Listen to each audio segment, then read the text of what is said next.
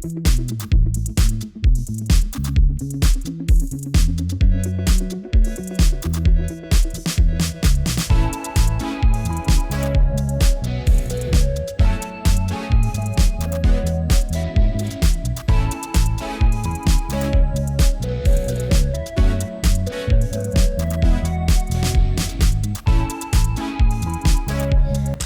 thank you very much for watching our DIY sugar wax.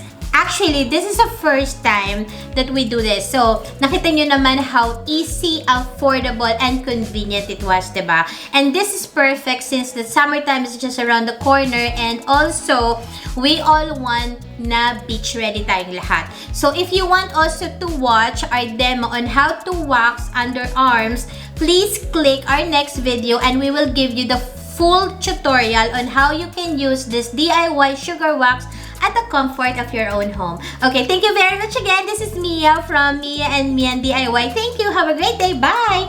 Mwah!